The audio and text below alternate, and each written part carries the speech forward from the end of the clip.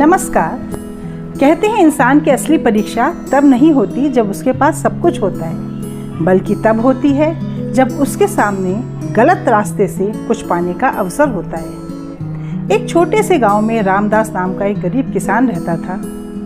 वह साधारण जीवन जीता था, लेकिन उसके विचार बहुत ऊंचे थे। उसके पास धन कम था, मगर उसके पास एक ऐसी दौलत थी जिसे कोई चुरा नहीं सकता था, उसकी ईमानदारी और उसका चरित्र। एक दिन रामदास अपने खेत से घर लौट रहा था।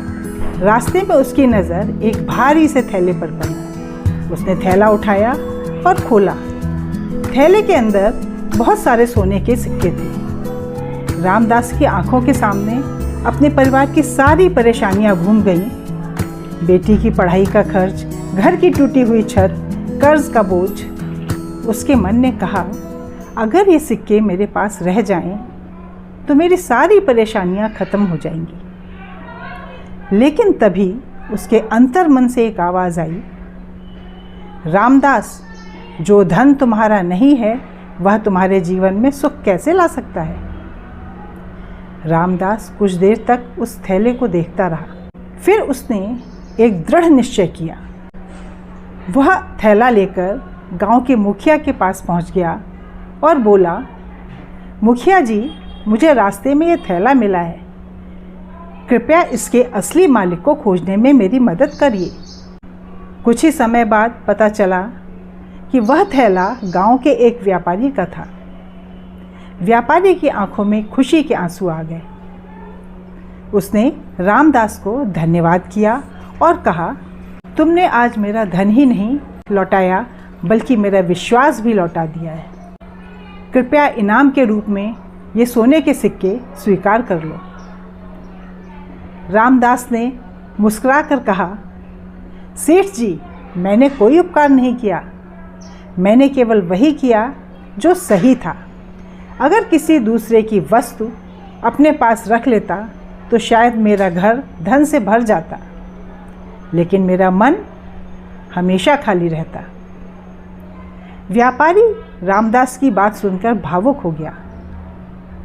उसने कहा, रामदास, धन तो दोबारा मैं कमा सकता हूँ, लेकिन तुम्हारे जैसा चरित्र किसी के पास नहीं होता। रामदास की ईमानदारी की चर्चा पूरे गांव में फैल गई।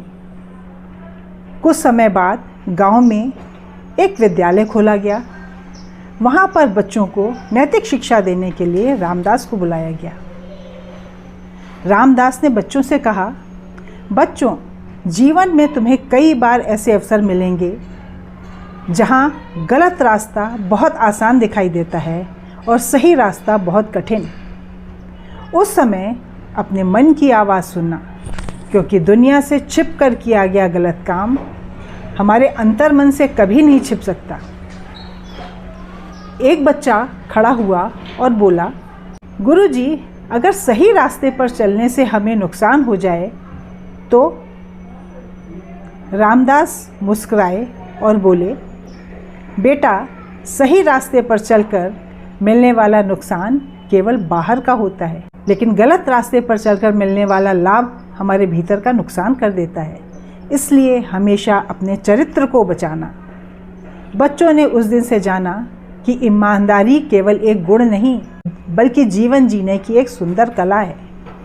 और याद रखिए, जिस व्यक्ति के पास सच्चाई है उसके पास खोने के लिए कुछ नहीं है, और जिसने अपना चरित्र खो दिया उसने सब कुछ पाकर भी बहुत कुछ खो दिया। इस कहानी से हमें क्या शिक्षा मिलती है? जीवन में परिस्थितियाँ चाहे कितनी भी कठिन क्यों ना हों, हमें अपने नैतिक मूल्यों से समझौता नहीं करना चाहिए।